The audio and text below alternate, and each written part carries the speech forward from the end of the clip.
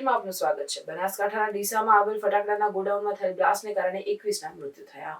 ઢુવામાં આજ ફટાકડાના કારખાના કે ગોદામમાં વિસ્ફોટ થયો અને 21 લોકો હોમાઈ ગયા। ત્યાં પહોંચો એટલે ગંધકની વાસની તીવ્રતા વધી જાય। મંગળવારે 1 એપ્રિલે સવારે કામદારો ત્યાં કામ કરી રહ્યા હતા। કારખાનાને અડીને જ તેમને રહેવા જવા માટે ઝૂંપડીઓ બનાવી આપવામાં આવી હતી। કામદારોના પરિવારજનો ત્યાં ઝૂંપડીમાં રસોઈ કે અન્ય કામ કરતા હતા। ડીસા અગ્નિકાંડમાં એમપીના મંત્રી નાગરસિંહ ચૌહાણનું નિવેદન સામે આવ્યું છે અને તેઓ પણ બનાસકાંઠાના ડીસામાં પહોંચ્યા છે। મંત્રીનું કહેવું છે કે કાયદા પ્રમાણે ફેક્ટરી માલિકને સજા થવી જોઈએ। મને આ ખૂબ દુઃખદ ઘટના છે। સાથે સાથે સરકાર આ મામલે ગંભીર છે। કામદારો કામની શોધમાં જ ગુજરાત આવતા હોય છે। ગુજરાત બુલેટિનની ટીમ પહોંચી છે। જે બનાવ સ્થળ છે કહી શકાય કે ભુવા રોડ જે કહી શકાય કે દીપક નામની જે ફેક્ટરી છે તે ક્યાંક ને ક્યાંક કાલે કેટલાય પરિવારોના જે કહી શકાય કે દીપક જે બુઝવાયા છે તે હાલ જે પ્રકારે જોઈ શકાય છે કે જે એરિયા જે છે તેને ક્યાંક ને ક્યાંક સીલ કરવામાં આવ્યો છે। વહીવટીતંત્ર તેમજ પોલીસ દ્વારા અન્ય મીડિયાને પણ અહીંયા હાલ ક્યાંક ને ક્યાંક રોકવામાં આવી રહ્યા છે। કયા કારણો છે શું છે એ તો આવનારો સમય જ બતાવશે। હાલમાં પ્રશ્નો અનેક જે છે જવાબદાર કોણ?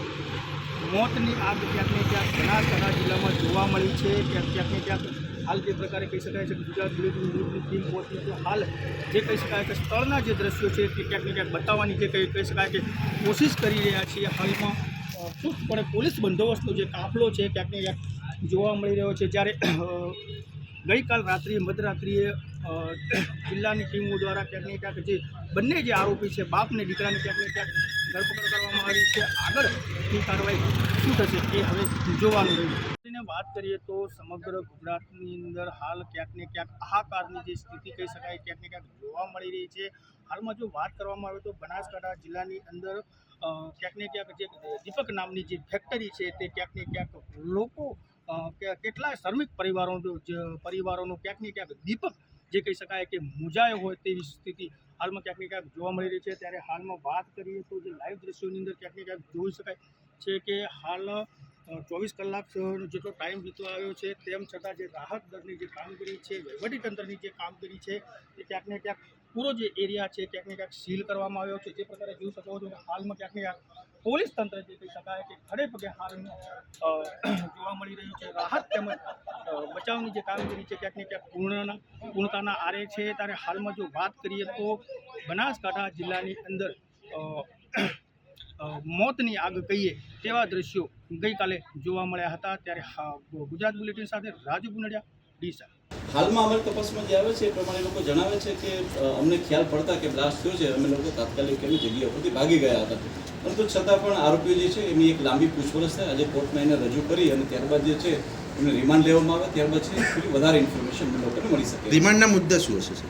રિમાન્ડના મુદ્દા એ જ હશે કે આટલા વર્ષોથી જ્યારે ફટાકડાના વ્યવસાય સાથે સંકળાયેલા છે તો આજે બ્લાસ્ટ થયો છે તો બ્લાસ્ટ થવા માટેના જે પ્રાથમિક રીઝનો એફએસએલ દ્વારા મોકલવામાં આવેલા છે તો એ કઈ વસ્તુ માટે જે થઈ અને કોઈ પણ વસ્તુ આવી લઈ આવ્યા હતા, કઈ જગ્યાએથી લઈ આવ્યા હતા, હરદોઈથી લઈ આવ્યા હતા કે બીજી કોઈ જગ્યાએથી લઈ આવ્યા હતા અને એમના પોતાની આ વ્યવસાયની સાથે બીજા કોઈ વ્યક્તિઓ સંકળાયેલા છે કે નહીં, કેટલા રૂપિયાનું ટ્રાન્ઝેક્શન થયું હતું, એ આ માલને કઈ જગ્યાએ વેચતા હતા અને આ સિવાય બી કેટલાક મુદ્દાઓ જે એસઓજી ટીમને ધ્યાનમાં આવે એ બધા જ મુદ્દાઓ રિમાન્ડના રહેશે। પ્રાથમિક તપાસમાં ફટાકડા ઉત્પાદન કરતા હોવાનું કબૂલ્યું છે આરોપીઓએ?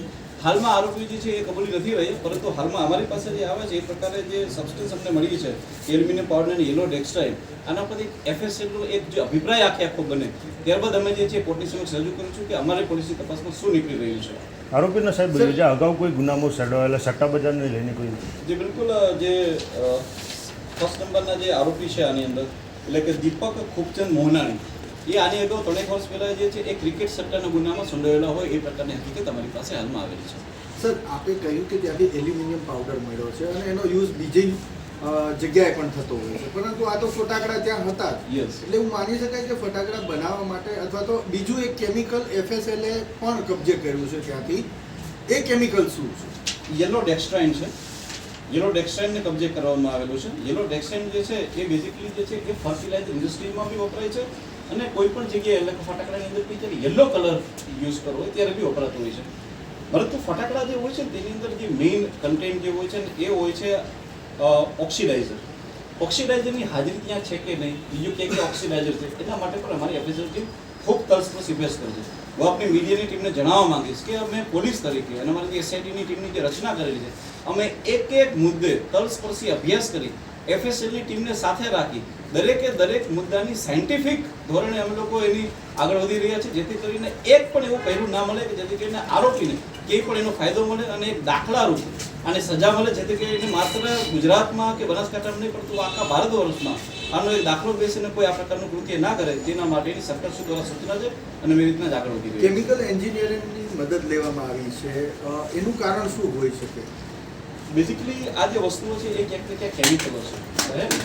તો અહીંયા જે પોલિટેકનિક કોલેજો છે, એન્જિનિયરિંગ કોલેજો છે કે જેમાં ટેકનિકલ સ્ટાફ જે હોય છે, ખાસ કરીને કેમિકલના પ્રોફેસરો હોય, જો એને બોલાવવામાં આવે તો પોતાના નોલેજનો ઉપયોગ કરીને બી પોલીસને ક્યાંક જણાવી શકે. એટલે એફએસએલની સાથે સાથે એવા નિષ્ણાંતો કે જે આ કેમિકલ સાથે સંકળાયેલા હોય તેનો ઉપયોગ કરવાથી અને તેમને સલાહ લેવાથી હજી વધારે ને વધારે ક્યાંક ને ક્યાંક જે પોલીસને તલસ્પર્શી અભ્યાસ થાય તેના માટે બોલાવવામાં આવે છે. સાહેબ, આ જ પ્રકારની અન્ય કોઈ ફેક્ટરીઓ ડિસ્કાઉન્ટથી સામે આવી શકે?